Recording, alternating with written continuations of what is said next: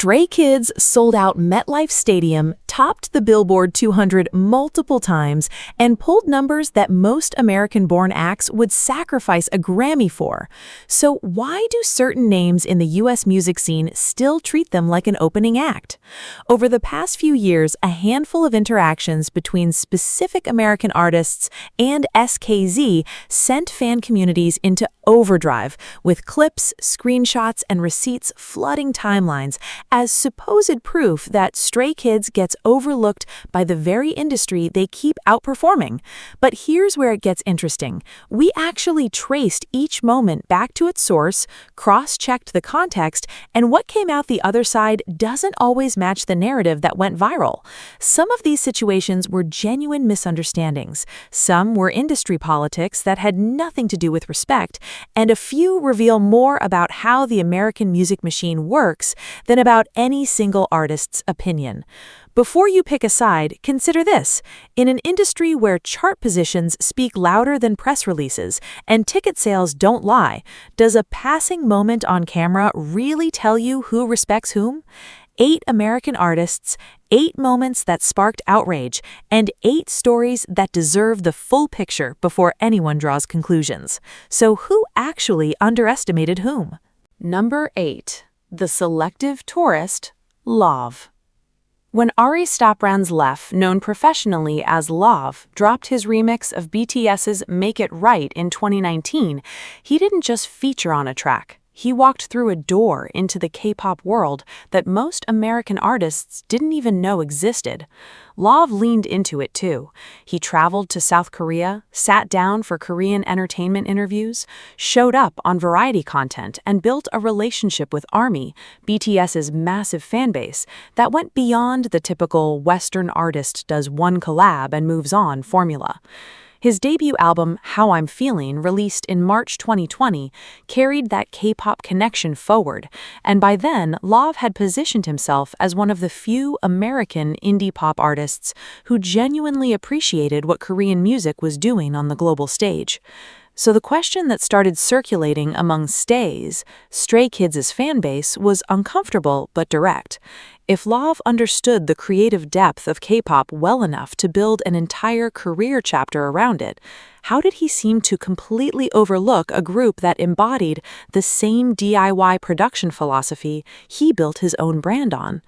The comparison wasn't random. Lauv made his name as a self-sufficient artist. He wrote, produced, and arranged his breakout single I Like Me Better in 2017, a track that eventually earned multi-platinum certification in the United States and proved that an artist working outside the major label machine could still land a global hit. That independent creative identity was central to everything Lauv represented. But an ocean away, Stray Kids had been doing the exact same thing, on a scale that made the comparison almost uncomfortable. The group's in-house production team, 3RACHA, made up of members Bangchan, Changbin, and Han, had been writing, composing, and arranging Stray Kids music since before the group even officially debuted in March 2018. Bangchan alone had spent 7 years training at JYP Entertainment, honing his production skills across genres, from hip-hop to EDM to rock. And by the time Lauv was being praised for his authentic approach to songwriting, Chan was already leading a production unit that handled the creative output of an 8-member group, performing choreography, managing concepts, and touring internationally, all while still writing the songs. The scope wasn't even comparable, and yet the recognition gap was enormous. Lauv was being celebrated in Western media as a refreshingly genuine artist who did things his way.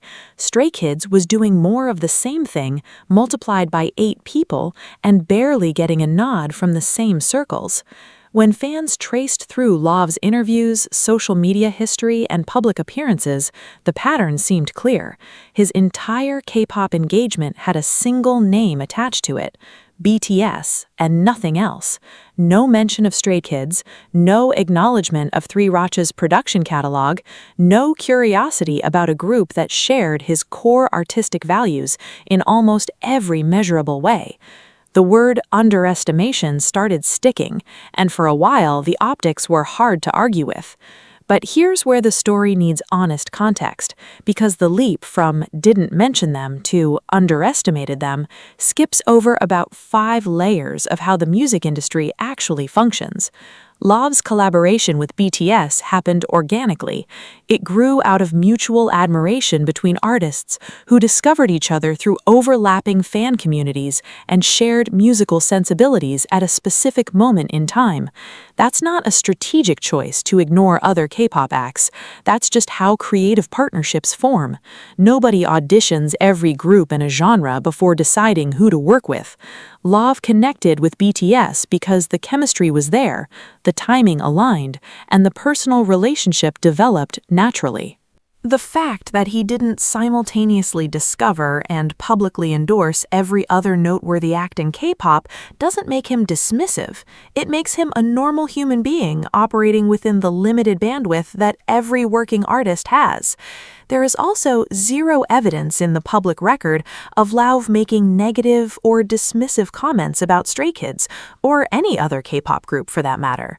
He hasn't downplayed their achievements, questioned their artistry, or positioned himself above their work in any interview or public statement that anyone has been able to surface. The entire underestimation narrative was built on absence, the absence of a mention, the absence of a collaboration, the absence of visible awareness. And while absence can feel like a statement when you're a fan who knows exactly how much your group deserves recognition, it's not the same thing as disrespect. Now, consider what Stray Kids was building during this same period without Lauv's cosign or anyone else's. In March 2022, they debuted at #1 on the Billboard 200 with Ordinary. Later that year, they repeated it with Maxident. In 2023, Five Star hit #1, and Rockstar followed with the same result, 4 consecutive chart-topping albums on the most competitive music chart in the world, produced predominantly by members of the group itself. Lauv's debut album, for all its critical warmth and genuine artistic merit, never reached #1 on that same chart. The numbers didn't support a narrative where Lauv was in any position to look down on anyone, and the facts suggested something far simpler than disrespect. A singer-songwriter in his own lane, unaware of a group in a parallel lane that happened to be accelerating past him. So did Lauv underestimate Stray Kids? Nothing in the evidence says yes. What the evidence actually shows is 2 artistic worlds that never intersected, not because one looked down on the other, but because the music industry is vast enough for 2 acts with nearly identical creative philosophies to exist in the same era without ever crossing paths. That's not a scandal, that's just the size of the map.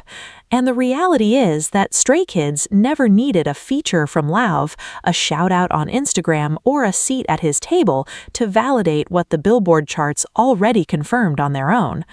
But if Lauv's quiet blind spot felt like an itch fans couldn't scratch, the next artist on this list takes that frustration to a completely different level, because this person was already embedded in the K-pop production world, understood exactly what self-made artistry sounded like, and still left stays wondering if Stray Kids ever registered on the radar at all.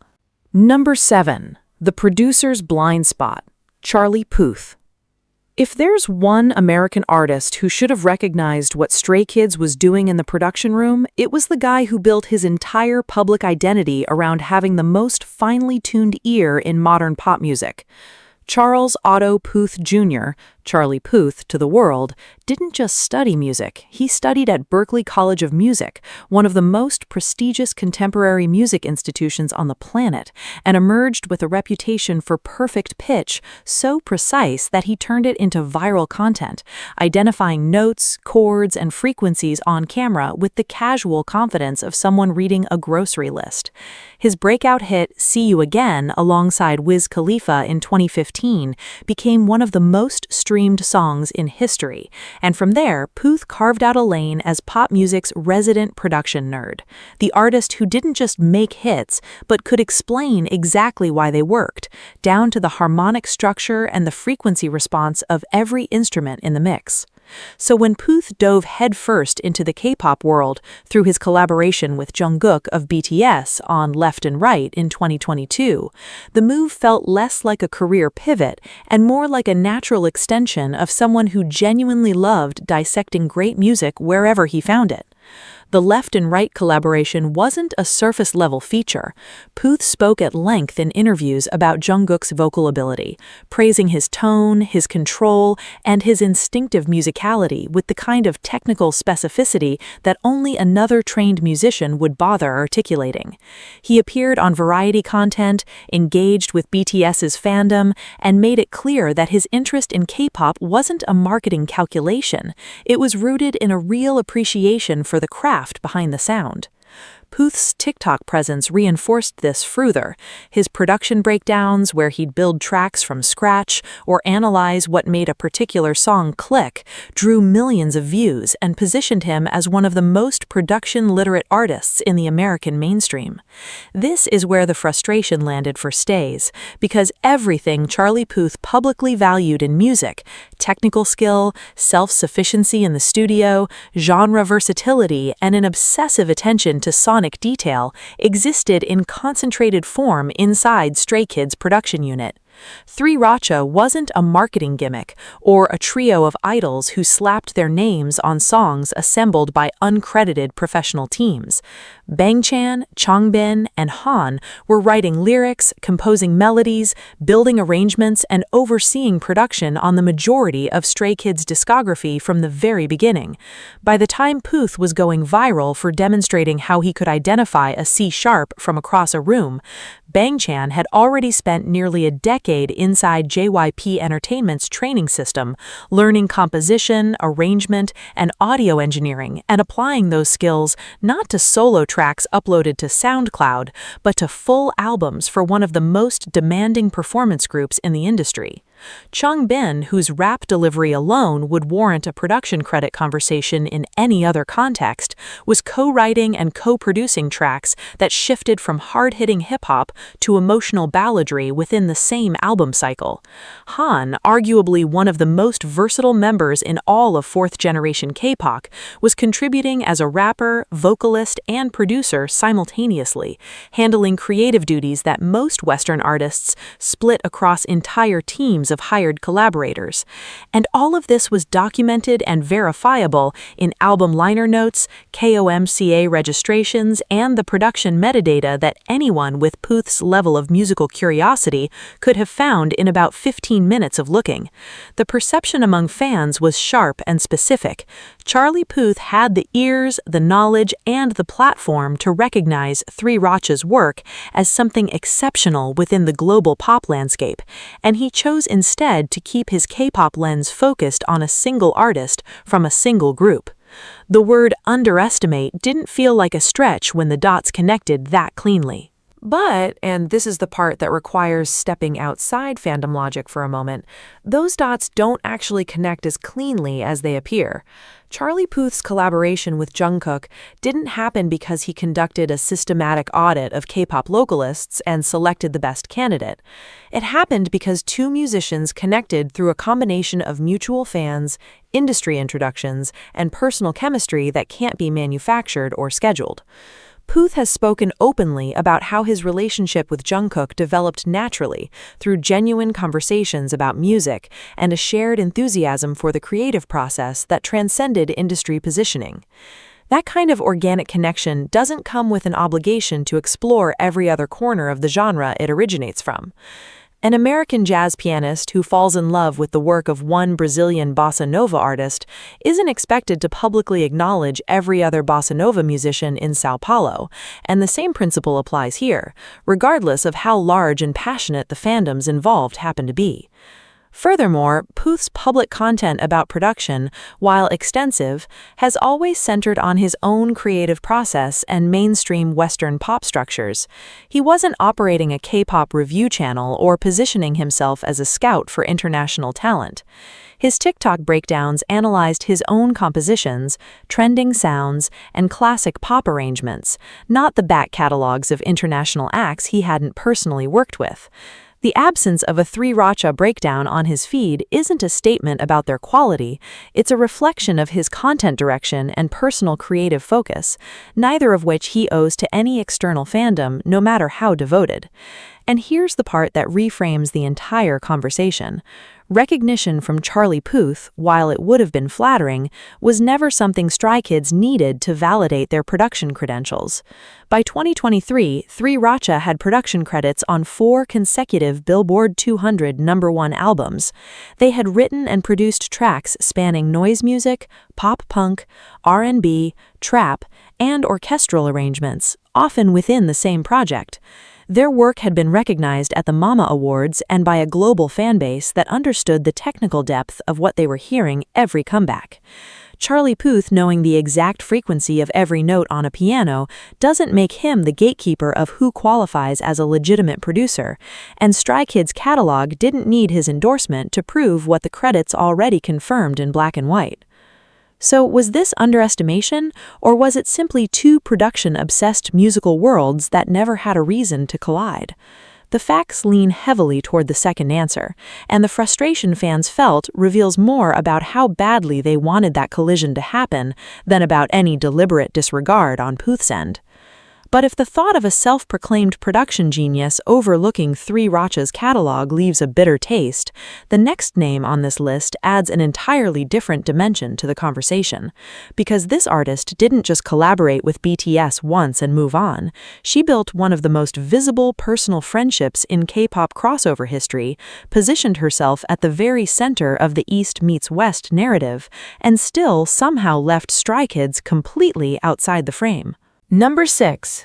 The One-Way Bridge, Halsey. Ashley Nicolette Frangipane didn't just collaborate with BTS, she became part of their story in a way no other Western artist has managed before or since. When Boy With Love dropped in April 2019 as the lead single from BTS's Map of the Soul persona, it wasn't a detached feature where two artists recorded their parts in separate studios and let the label stitch it together.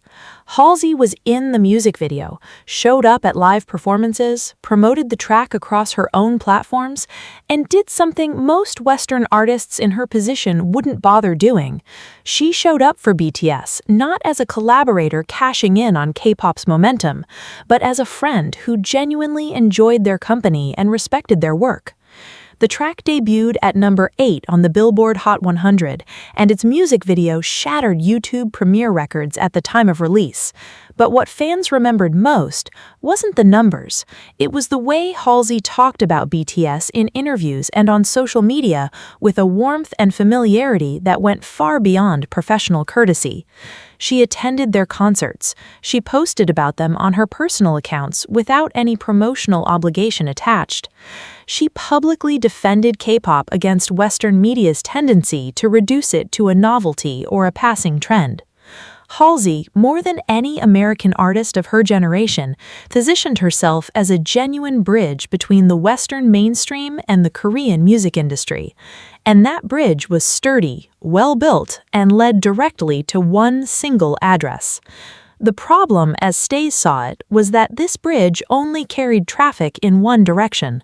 Halsey had spent years demonstrating that she understood K-pop wasn't a gimmick, that the artistry behind it was real, and that the dedication these groups poured into their craft deserved the same respect afforded to any Western act. She had done more to legitimize K-pop in American celebrity circles than almost anyone outside the industry itself. And yet, for all that proximity, for all that understanding, for all those years of embedding herself publicly in the K-pop conversation, there was a conspicuous silence when it came to Stray Kids, a group's artistic identity shared more DNA with Halsey's own musical evolution than most people initially realized. Consider the overlap. Halsey built her career on refusing to be boxed into a single sound. Badlands in 2015 established her as an electro-pop artist with a dark edge. Hopeless Fountain Kingdom in 2017 pushed toward alternative pop. Manic in 2020 blended genres freely across its tracklist, and If I Can't Have Love, I Want Power in 2021, produced alongside Trent Reznor and Atticus Ross of Nine Inch Nails, took her into industrial rock territory that most mainstream pop artists wouldn't touch with a 10-foot microphone stand. That willingness to embrace heavier, more experimental sounds and treat genre boundaries as suggestions rather than rules, that's the exact creative philosophy Stray Kids had been building their entire discography around. When SKZ released God's Menu in 2020, the track fused EDM, hip-hop, and aggressive rap with a production approach that treated genre labels as irrelevant. Thunderous in 2021 incorporated traditional Korean instrumentation into a hard-hitting, bass-heavy framework that sounded like nothing else on the K-pop landscape. Maniac in 2022 leaned into chaotic, high-energy sonic territory that matched the intensity Halsey herself had been chasing on her Reznor-produced record. If any American artist had the musical vocabulary to understand what Stray Kids was doing and why it mattered, it was the woman who had just made an album with the guys from Nine Inch Nails because she was tired of playing it safe. And all of this was happening while three Racha, Bangchan, Changbin, and Han were producing these tracks in-house, making the creative parallel to Halsey's own songwriting-driven career even more direct. So the question fans kept returning to felt straightforward.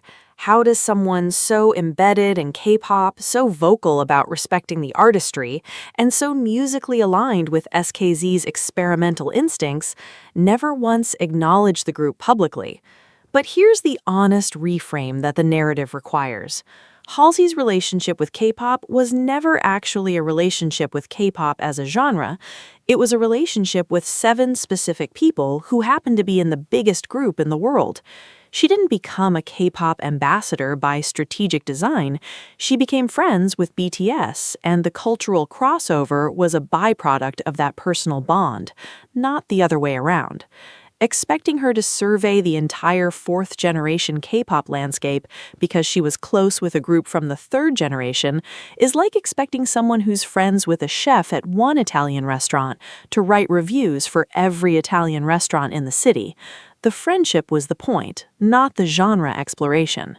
It's also worth acknowledging what was happening in Halsey's own life during the exact period when Stray Kids was ascending most rapidly on the international stage. Between 2021 and 2023, she was navigating motherhood after the birth of her child in July 2021, managing health challenges she's spoken about publicly for years, and working through a well-documented major label dispute that consumed significant creative and personal energy. The expectation that she should have simultaneously been tracking the Billboard trajectories of groups she had no personal connection to ignores the basic reality that artists are human beings first, and cultural commentators a very distant second. There's no interview, no tweet, no public statement where Halsey dismissed Stray Kids or their music. There's no evidence she was even aware of the fan frustration building around her perceived silence. The underestimation narrative was constructed entirely from the gap between what fans felt she should have done, given her unique position, and what she actually did, which was focus on her own career, her own relationships, and her own creative survival, while the K-pop world continued evolving with or without her input. And Stray Kids, for their part, kept evolving at a pace that made the question increasingly irrelevant. By the time anyone was seriously debating whether Halsey owed them recognition, they had already stacked 4 consecutive #1 Billboard 200 albums, headlined stadiums across multiple continents, and built a self-produced catalog that stood on its own merits, regardless of which Western artist was or wasn't watching. The bridge Halsey built into K-pop didn't need to extend to them, because Stray Kids had already constructed their own, wider and louder, carrying traffic in both directions without a toll booth. But if a genuine K-pop ally staying in her own lane feels like a missed connection, the next artist on this list brings something entirely different to the table. Because this person wasn't just operating in a parallel world, she was competing for the exact same audience, the exact same chart positions, and the exact same generational crown, all while never once publicly acknowledging the group that was matching her stride for stride. Number 5. The dark pop icon Billie Eilish. When Billie Eilish pirate Baird O'Connell emerged from her family's home studio in 2015 with the hauntingly minimalist track Ocean Eyes, she did not simply enter the mainstream music industry. She completely rewrote the rules of Gen Z pop, establishing a dark, bedroom-produced, and intensely intimate style that would go on to win multiple Grammys and Academy Awards. Working alongside her brother and soul producer, Phineas O'Connell, Billie built an entire global brand on the idea of complete creative control, showing the world that two teenagers working in a suburban bedroom could outperform the most expensive production teams in the industry. This fiercely independent creative model is exactly why the paths of Billie Eilish and Stray Kids seem so naturally aligned, and why the total lack of interaction between them eventually sparked rumors of a subtle, unspoken underestimation. To the online fan communities, the parallels were too obvious to ignore. Here were two massive global acts dominating the exact same Gen Z demographic with dark, bass-heavy, experimental sounds, yet they operated as if the other did not exist. Billie's whispery vocals and haunting minimalism stood in stark contrast to Stray Kids' maximalist noise music and explosive performance style. Yet both artists tapped into the exact same themes of youthful anxiety, identity, and defiance that defined their generation's musical tastes. The rumors of a deliberate snub began to gain traction during the 2023 MTV Video Music Awards, a night where the entire global music industry gathered under one roof. Stray Kids took the stage to deliver a high-octane, visually explosive performance of S-Class that left the celebrity-filled audience visibly stunned, ultimately winning the award for Best K-pop. Billie Eilish was also present in the venue as a major nominee and winner, and fans immediately noticed that despite their physical proximity at the event, their shared status as Gen Z boundary pushers, and the fact that other major stars like Taylor Swift were publicly reacting to the performance, there was not a single recorded interaction, shared greeting, or mutual acknowledgement between Billie and the group. This speculation grew even louder in June 2024, when Billie Eilish traveled to Seoul, South Korea, to promote her third studio album, Hit Me Hard and Soft. Her promotional run was a massive cultural event in Korea, featuring a highly publicized listening party at the Light Theater in Walker Hill, and an exclusive intimate interview hosted by Blackpink's Jennie. For many onlookers, this was clear evidence that Billie was fully aware of the K-pop landscape, yet chose to selectively engage only with certain established figures while completely ignoring Stray Kids, who were at that very moment dominating global charts with their self-produced music. The narrative that Billie Eilish underestimated or dismissed Stray Kids, however, is a classic case of online speculation misinterpreting the complex dynamics of the music industry. First and foremost, Billie Eilish's career has always been defined by an incredibly small, insular creative and social circle. Unlike many of her mainstream pop peers, she does not actively seek out industry networking opportunities or high-profile collaborations.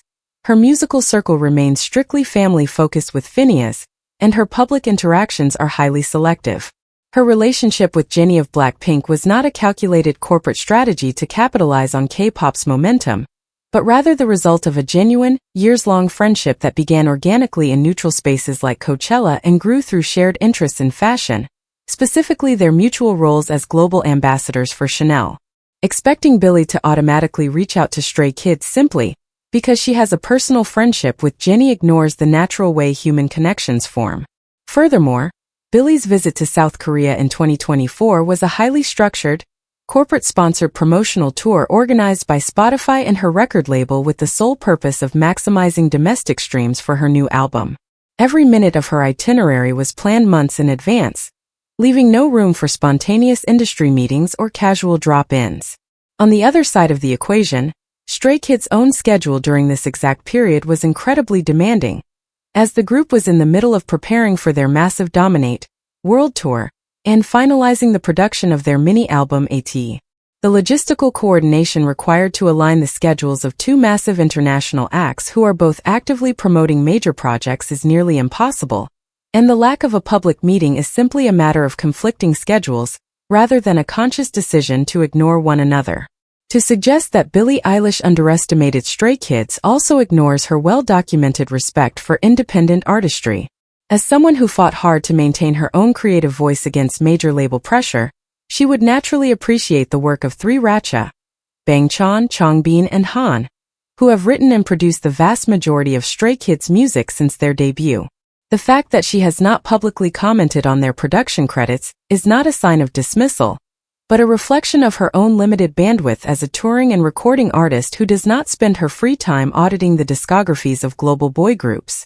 Stray Kids, meanwhile, have never required the validation of Western pop icons to solidify their status. By the time these rumors of a snub were circulating, Stray Kids had already achieved 4 consecutive #1 debuts on the Billboard 200, a feat that placed them in the company of the most successful musical acts in history. Their self-produced albums Ordinary, Maxident, 5-Star, and Rockstar proved that they had built a direct, unshakable connection with a global audience that did not depend on high-profile Western endorsements. The numbers they pulled at stadium venues worldwide spoke louder than any social media interaction ever could. When we look at the facts, the rumor of underestimation completely dissolves, leaving behind a much more realistic picture. Two incredibly successful, self-sufficient artists who respect the craft of music making but simply operate in different circles and on different timelines. The lack of a public crossover isn't a sign of disrespect. It is just a reflection of how massive the music world truly is, allowing both Billie Eilish and Stray Kids to thrive at the absolute top of their respective games without ever needing to cross paths. But if the silence between these two self-produced giants was easily explained by schedules and circles, the next artist on our list presents a far more puzzling scenario, because this American star was actively sharing the stage with K-pop groups, performing at the exact same events, and yet managed to create a moment on camera that left fans convinced she was looking right through them. Number 4, the misunderstood observer Selena Gomez. When Selena Marie Gomez began her transition from Disney Channel star to global pop icon and billionaire entrepreneur, she did so by navigating one of the most intense media spotlights in modern celebrity history. Every relationship, public appearance, and offhand comment she made was analyzed under a microscope, making her intimately familiar with how the internet can distort reality in a matter of seconds. Gomez was no stranger to the global power of K-pop, either. In August 2020, during the height of the global pandemic, she collaborated with Blackpink on the hit single Ice Cream, a track that debuted at number 13 on the Billboard Hot 100 and demonstrated her genuine appreciation for the genre's high-energy production and visual artistry. Because she had already shared the musical stage with one of K-pop's biggest groups, fans expected her to be highly receptive when other major Korean acts began crossing over into mainstream American awards shows. This expectation set the stage for one of the most viral and misunderstood moments of the 2023 MTV Video Music Awards at the Prudential Center in New Jersey. On September 12, 2023, Stray Kids made their historic VMA debut, performing their complex, high-energy track S-Class, in front of an audience filled with the biggest names in the Western music industry. The performance was a showcase of their signature style, intense choreography, rapid-fire rap delivery, and a heavy genre-bending electronic beat. During a particularly chaotic segment of the song, which featured sudden bass drops, loud pyrotechnics, and flashing lights designed to command the arena, the live broadcast director cut to a reaction shot of Selena Gomez in the audience. The camera caught her with a neutral, slightly tense expression, her hand resting near her face as she looked toward the stage. Within minutes, clips of this split-second reaction flooded social media platforms like X, formerly known as Twitter, and TikTok. Viral posts claimed that Gomez was looking disgusted or unimpressed by Stray Kids' performance, with some users asserting that she was actively underestimating the group's talent and artistry. The narrative of her supposed shade spread rapidly, generating millions of views and sparking intense debates between fandoms about respect and industry gatekeeping. The reality of the situation, however, was entirely different from the drama manufactured by online observers. Gomez, who has spent over 2 decades in the public eye, was quick to shut down the rumors directly on social media. Commenting on an entertainment news post detailing the viral moment, she clarified that her expression had absolutely nothing to do with Stray Kids or their performance. Instead, she was reacting to a sudden, extremely loud noise in the venue that startled her, combined with the general sensory overload of a live award show environment where stage speakers are often positioned directly above the celebrity seating area. She expressed her frustration with the internet's constant scrutiny, stating, "I will never be a meme again. I'd rather sit still than be dragged for being myself." This direct response highlighted the artificial nature of the controversy, showing that a natural human reaction to a physical distraction had been twisted into a narrative of artistic disrespect. To understand why this rumor gained so much traction, it is necessary to examine the mechanics of live television production. During major award broadcasts, directors operate under immense pressure to capture celebrity reactions in real time, often switching between dozens of camera feeds in a split second. A celebrity might be adjusting their ear monitor, talking to a person next to them, looking at a teleprompter, or simply resting their facial muscles, but when that moment is broadcast adjacent to a high-energy performance, the viewer's brain automatically connects the two events. The edit creates a false cause and effect relationship that does not exist in the physical space of the venue. In truth, Stray Kids' performance was widely celebrated that night, receiving enthusiastic reactions from numerous artists in the room, including Taylor Swift, who was seen dancing and cheering throughout the song.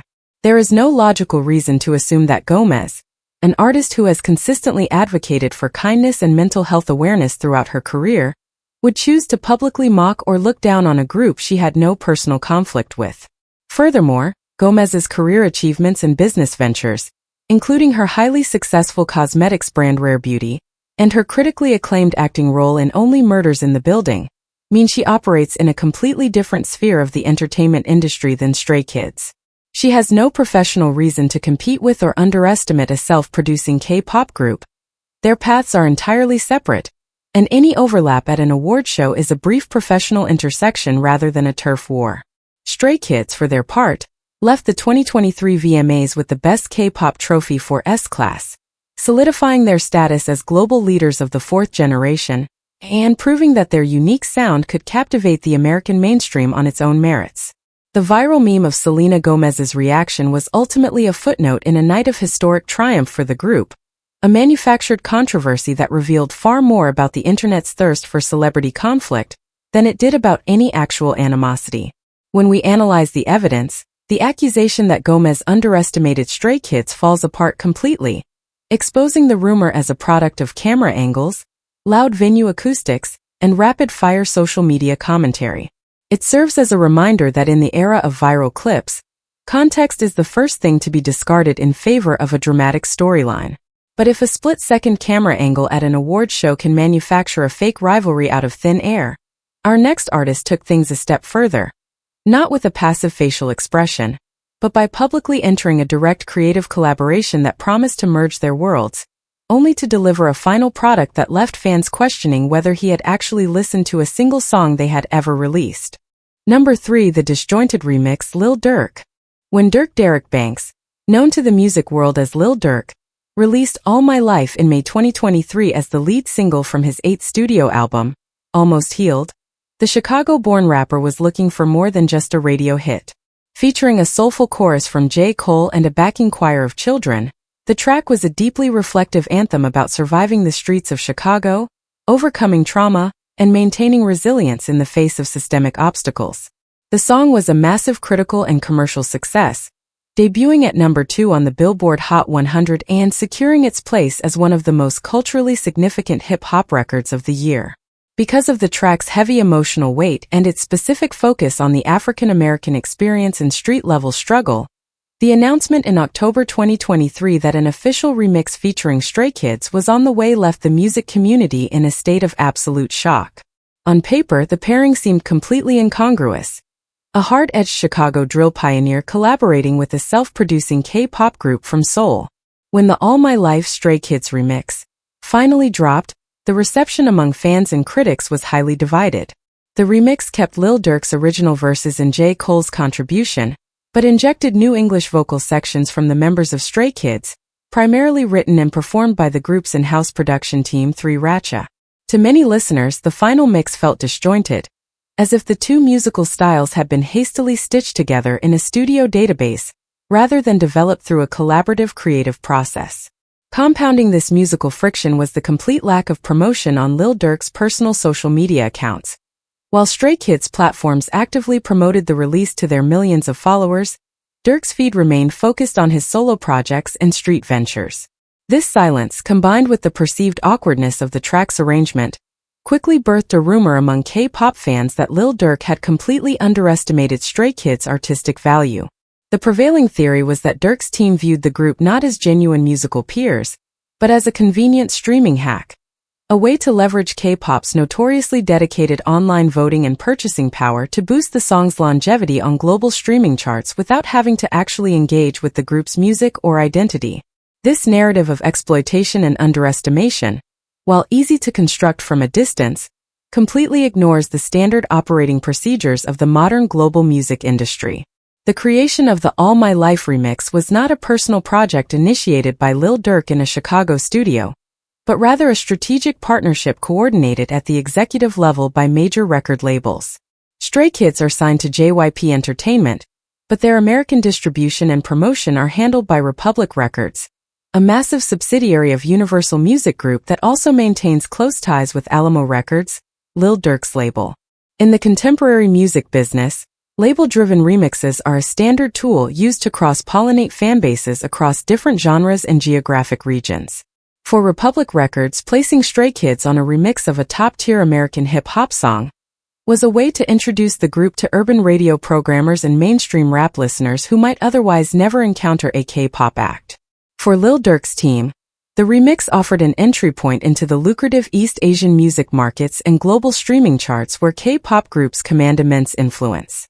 To frame this business-minded collaboration as a personal snub by Lil Durk is to misunderstand how these tracks are assembled. The artists themselves are rarely in the same room, and often have very little direct communication during the production process.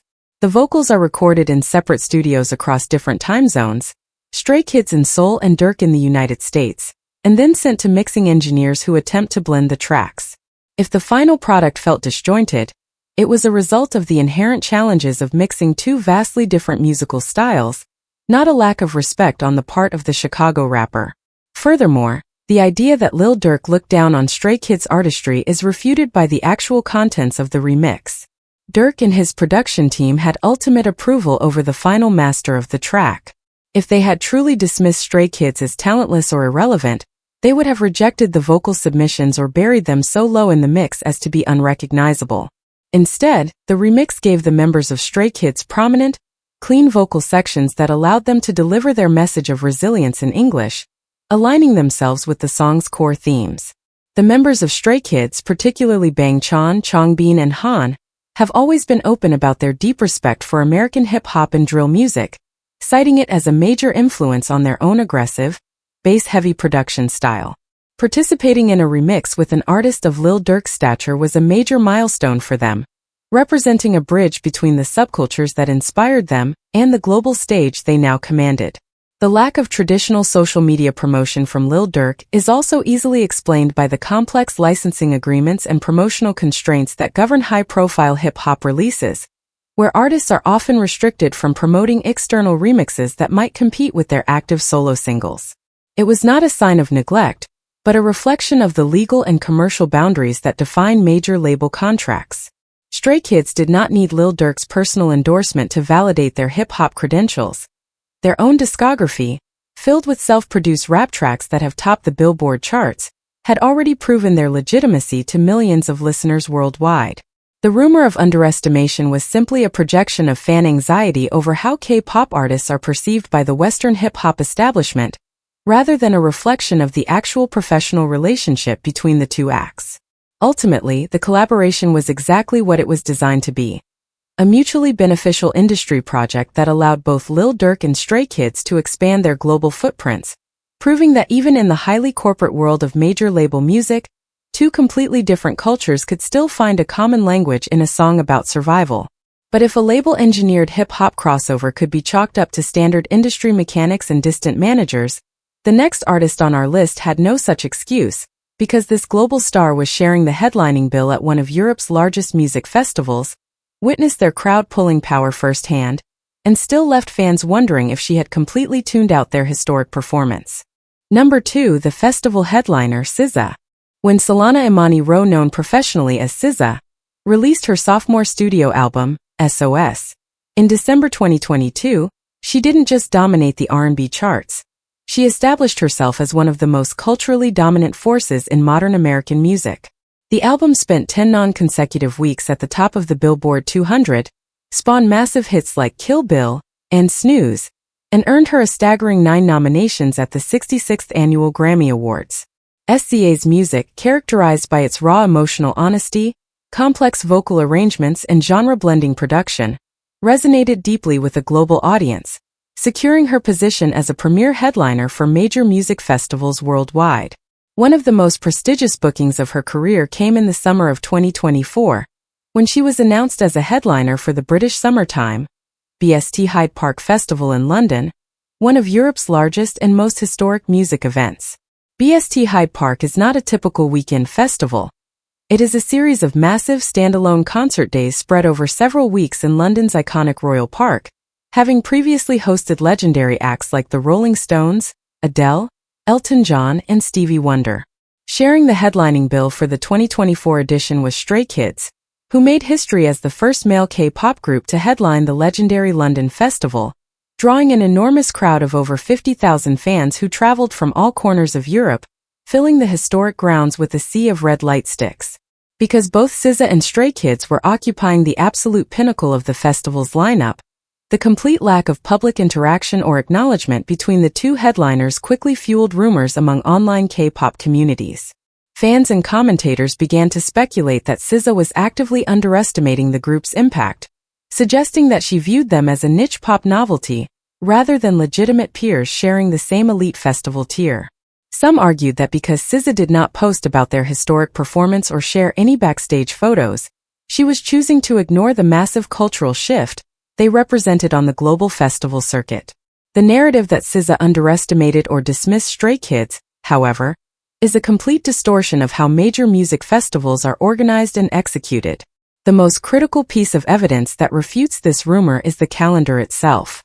While both artists were technically headliners for BST Hyde Park 2024, they performed on completely different weekends. SKZ headlined the festival on Saturday, June 29, 2024, delivering a critically acclaimed set to a massive London crowd. Stray Kids, on the other hand, did not take the stage until Sunday, July 14, 2024, more than 2 weeks later. In the world of international touring, headlining artists do not remain at a festival venue for weeks to watch other acts. They fly in for their scheduled soundchecks and performances, manage their intense press schedules, and immediately depart for their next tour stop or return home to rest. SKZ was not even in the United Kingdom, let alone backstage at Hyde Park, when Stray Kids delivered their historic performance. The expectation that she should have publicly commented on or celebrated their set ignores the basic physical reality of their completely separate schedules. Furthermore, SKZ has spoken openly in interviews about her struggles with severe performance anxiety, which often requires her to focus entirely on her own mental health and stage preparation during festival runs, leaving very little energy for monitoring the wider industry or engaging in social media commentary about other artists. SKZ's public track record shows a consistent appreciation for K-pop and its artists. During past industry events, she has been photographed interacting warmly with members of BTS and other Korean acts, demonstrating that she harbors no prejudice or dismissive attitudes toward the genre. Her own creative process is deeply collaborative and appreciative of diverse musical styles, making the idea that she would look down on Stray Kids' self-produced catalog highly unlikely.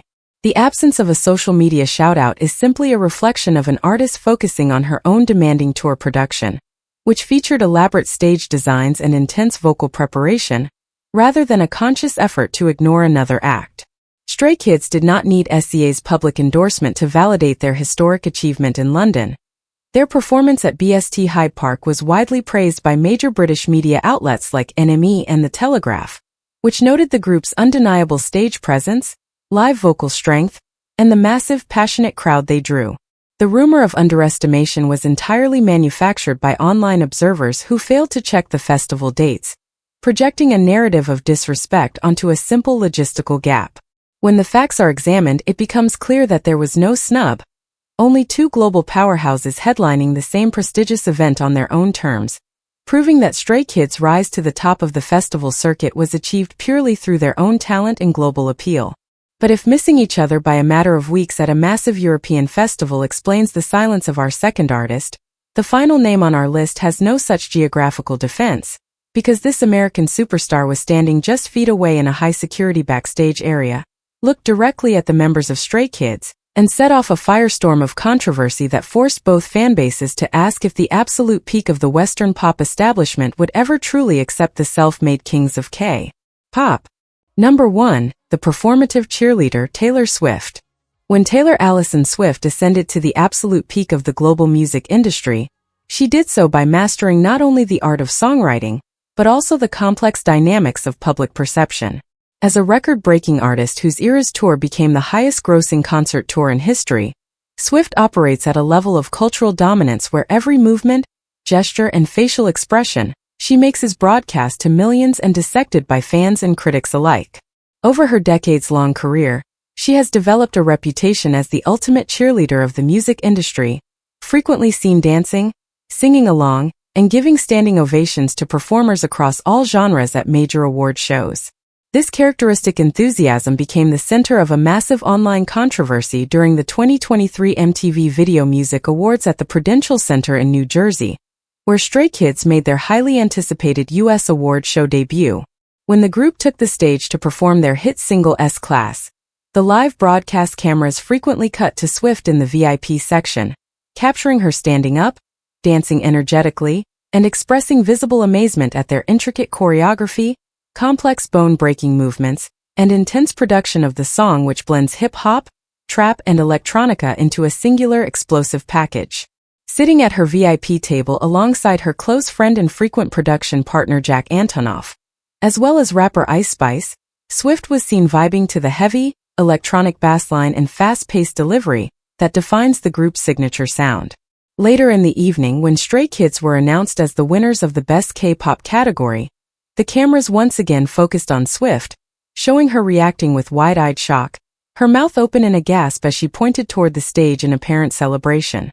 While the majority of viewers saw this as a wholesome moment of support from the world's biggest pop star, a persistent rumor quickly began to circulate within online detractor communities and skeptical fan circles. The narrative claimed that Swift's reaction was entirely performative, a calculated, media-trained response designed specifically because she knew the cameras were trained on her at all times. Critics argued that she was putting on an exaggerated show of support to curry favor with the massive and highly defensive K-pop fanbase, thereby avoiding any potential online backlash, while secretly underestimating the group's actual artistic merit and treating them as a passing novelty. This cynical interpretation of Swift's reaction, however, falls apart when examined against the facts of her career and the realities of live television broadcasts. To suggest that Taylor Swift needs to perform for K-pop clout or pander to external fanbases to protect her image ignores her unparalleled commercial standing. As an artist who regularly commands stadiums worldwide and holds multiple Album of the Year Grammys, she has no professional or financial incentive to fake enthusiasm for anyone. Furthermore, her habit of dancing and cheering at award shows is not a newly manufactured PR strategy. She has been doing it consistently for over 15 years, long before K-pop became a major force in the Western mainstream, showing genuine support for artists ranging from country singer-songwriters to heavy metal bands. Her previous VMAs appearance in 2022 saw her dancing with equal enthusiasm to Blackpink's performance of Pink Venom, establishing a clear historical pattern of her appreciating K-pop's high-energy showmanship rather than a one-time calculated gimmick. Swift's appreciation for Stray Kids is also highly logical when considering her own creative values. Throughout her career, Swift has been a vocal and fierce advocate for artists' rights, songwriting ownership, and creative self-sufficiency, famously re-recording her entire early catalog to regain control of her masters. As a prolific songwriter who prides herself on her lyrical and production contributions, she would naturally respect the creative model of Stray Kids, whose music is driven entirely by their in-house production trio 3 Racha. Bang Chan, Changbin, and Han write the lyrics, compose the melodies, and oversee the production of their tracks, making them a rarity in the pop landscape. A detail that an artist of Swift's songwriting caliber would easily recognize and appreciate. The idea that she looked down on them is also refuted by the reactions of the Stray Kids members themselves. In a subsequent live broadcast, leader Bang Chan spoke warmly about the event, expressing how honored and shocked the group was to see Taylor Swift dancing to their song, describing it as a surreal and deeply validating moment that they would never forget. There was no sense of tension, patronizing behavior, or underestimation felt by the artists who were actually in the room. The rumor of her performative support was ultimately a product of the internet's deep-seated cynicism, which struggles to accept that a mainstream Western superstar can genuinely appreciate the talent, energy, and theatricality of a self-producing K-pop group without an ulterior motive. This skepticism ignores how the global music community should function, turning a moment of cross-cultural artistic appreciation and solidarity into a battlefield of doubt.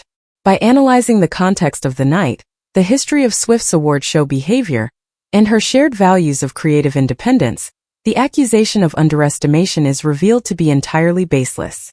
Taylor Swift's reaction was not a calculated PR stunt, but a genuine response to a group that had earned their spot on that stage through years of hard work and self-reliance, proving that at the highest levels of the music industry, real talent recognizes real talent, leaving no room for the fabricated rumors of underestimation that only exist in the corners of social media.